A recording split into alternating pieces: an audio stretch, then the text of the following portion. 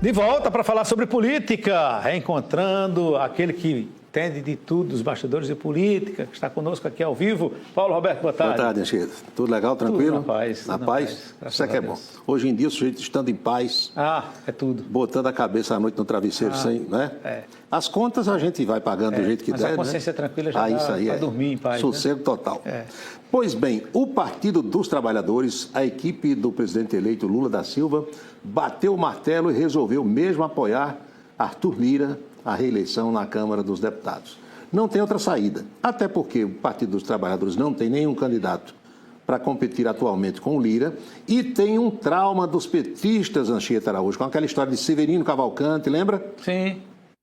E depois do próprio, o nosso querido deputado lá do Rio de Janeiro, que foi o homem responsável, o Eduardo Cunha, por tirar Dilma Rousseff. O PT achou de botar um candidato para concorrer com ele, você viu no que deu. Então, Lula e a equipe entenderam que é melhor apoiar Arthur Lira, porque Arthur tem possibilidades, muitas, de organizar a aprovação da PEC, que Lula precisa. E é uma coisa que a gente precisa entender, porque na política é assim. E é o primeiro caso, pelo menos que eu me lembre, de um presidente que está eleito e ainda não está empossado, ter que negociar uma PEC para o governo que ainda vai assumir. Exatamente. Não é uma dificuldade enorme. E aí tem que negociar com aquele que está no cargo ainda. Que está. Não tem jeito de deixar de adiar. Não tem o que fazer, não. Tem que aprovar essa PEC agora. Então, deputados querem manter o orçamento secreto. E isso é moeda de troca também para Lula, que falou mal do orçamento secreto durante a campanha, mas, para lembrar Zagallo, talvez tenha que engolir esse orçamento para aprovar a PEC. E essas tratativas todas estão sendo feitas lá em Brasília, principalmente com essa volta de Lula depois da cirurgia que fez. E tem a história também, outra moeda de troca com os partidos, do número de ministérios. É muita gente querendo uma tetazinha para mamar. E Lula deve trabalhar com 33, 35 ministérios. Tem até uma arte que a nossa equipe vai colocar aqui no telão sobre prováveis ministérios que Lula vai desmembrar e que vai também, olha só. Ministério a ser criado. Planejamento hoje está na economia. Fazenda também está na economia. Pequena e média empresa também está com Paulo Guedes. Indústria, idem. Igualdade racial. É provavelmente um ministério que vai ser criado. Aliás, o Reginaldo aqui está gostando muito, porque o Reginaldo disse que é quilombola, não sei porquê, e os quilombolas serão privilegiados, né? Hoje está no Ministério da Mulher, da Família e dos Direitos Humanos. Direitos Humanos também é um a ser criado, está no mesmo ministério da Damares Alves, o Ministério da Mulher, que também será desmembrado, Segurança Pública, Povos Originários, e aí entre os quilombolas, Pesca, Desenvolvimento Agrário, Cultura, Previdência e Esporte. São ministérios que devem ser criados 13, 14 ou 15 para somar aos que têm. E é o estilo petista de governar. No outro governo de Lula tinha 33, 32 ministérios. E agora com essa polarização, com essa situação dele no Congresso, talvez muita coisa que nem iria fazer vai ser, de certa forma, forçada a fazer. Porque sem Congresso ninguém governa, né? Para abrigar muita gente. Pelo menos nesse primeiro momento. Pelo menos nesse primeiro momento. Porque mais tarde a gente sabe que Lula vai aos poucos aumentando sua base no Congresso. Isso é natural. Isso vai acontecer. Como disse domingo em entrevista na televisão o senador eleito Flávio Dino, ele disse: hoje Lula já tem maioria. Não é bem assim. Mas vai conseguir maioria, porque governo, meu amigo, é como água de morro abaixo. Vai por gravidade, você sabe, né? É desse jeito. E o TSE bateu o martelo ontem, o ministro Alexandre de Moraes vai diplomar Lula e Alckmin no dia 12 de dezembro. A legislação prevê até o dia 19, mas Lula e a equipe pediram ao ministro para diplomar no dia 12. E Alexandre de Moraes aceitou, então, dia 12... diplomas entregues, e o diploma entregue é o que habilita o sujeito a tomar posse. Agora eu só acho que tem que ter muito cuidado. O clima ainda não está bom. Pode ser que a gente tenha algumas... Que essa antecipação gere algum tipo de reação, talvez, né? Independente da data. Eu acho que tem que se cuidar muito da questão da segurança, tanto diplomação como posse. Porque, infelizmente, ainda tem muita coisa por aí. Tem muitas arestas, muitos resquícios. O presidente da República, Jair Bolsonaro, foi jantar ontem com apoiadores, com Valdemar da Costa Neto, com membros dos partidos que o apoiam. Deixa eu ver essa fotografia aqui na tela. Isso foi na chegada no jantar. Você vê aqui o Valdemar Costa Neto, o presidente, outros apoiadores. Bolsonaro entrou e saiu na base do que a Bruna Moraes dizia ontem na conversa aqui comigo, na base da boca de siri, não deu um pio. Entra mudo e sai calado. Exatamente. Agora, o pessoal apupou o presidente da Câmara, Arthur Lira, apoiadores de Bolsonaro que estavam em frente ao restaurante.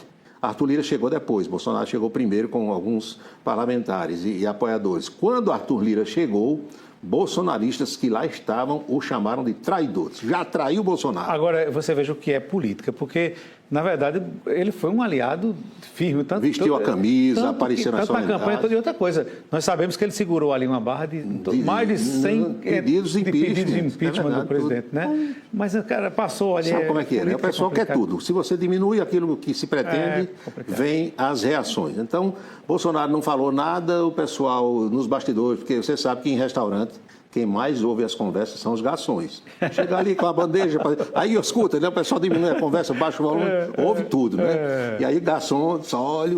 Mas você não já conversou com algum garçom? Não, né? Ainda não. Mas, as fontes em Brasília. Mas o pessoal que estava lá, tem inclusive um amigo nosso, um conterrâneo, que tem uma adega, vende vinhos lá em Brasília, me passa muito bizu. Ele disse que o pessoal disse, presidente, se manifeste, fale aí, faça uma live nas redes sociais, peça esse pessoal para sair das ruas e tal, mas Bolsonaro só fez ouvir, não falou nada. Não quis falar nem com o Mourão naquele dia, né? Não. E aí teve um que disse, e Eduardo? Aí Bolsonaro também não respondeu nada. Tem até uma postagem aí do outro filho do presidente Bolsonaro, que é o Carlos, que é vereador no Rio.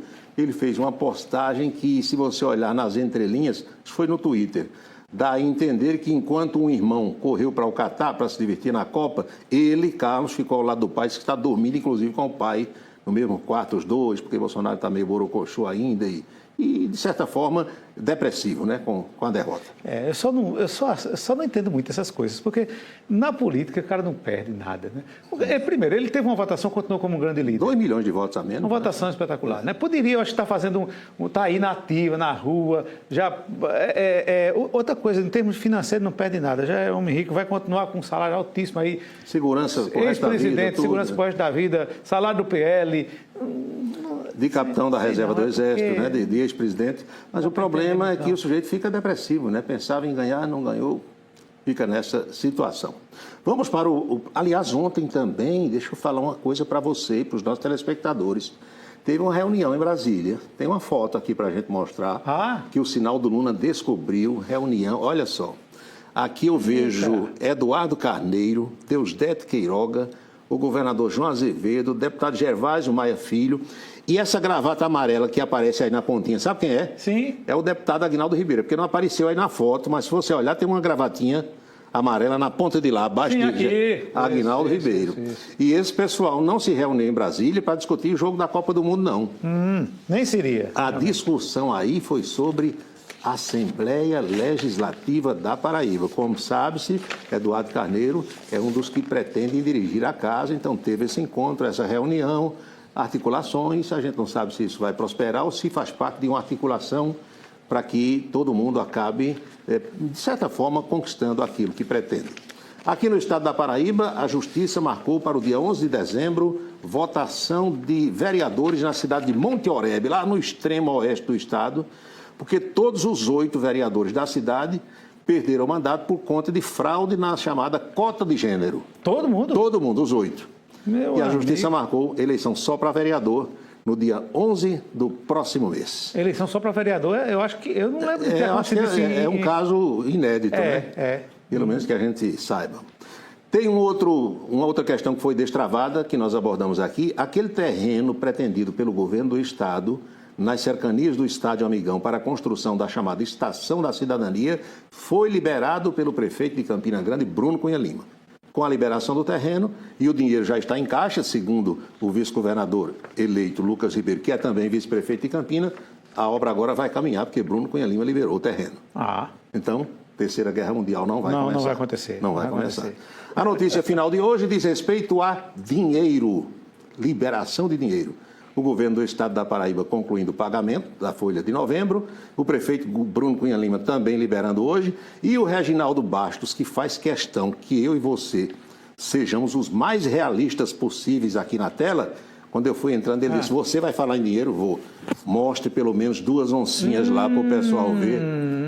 Diz que isso é dele, viu? Tirou do bolso. Mostre lá que tem dinheiro para todo mundo hoje, da Prefeitura e do Governo do Estado. Muito bem. Tá vendo aí? 50 de cada, viu? 50 uma oncinha para cada um.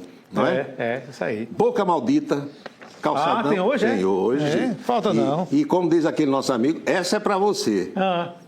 Como é que o governo Lula vai denominar o orçamento secreto, já que era contra o orçamento secreto?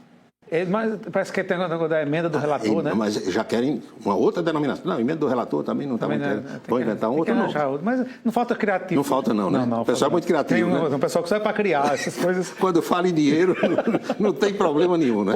Não falta opção não, meu amigo. É isso. Até amanhã, Paulo. Até amanhã. Olha só, vamos falar agora de oportunidade. A Unifacisa divulgou o edital para o processo seletivo unificado 2023.1. São várias formas de ingresso na instituição. O repórter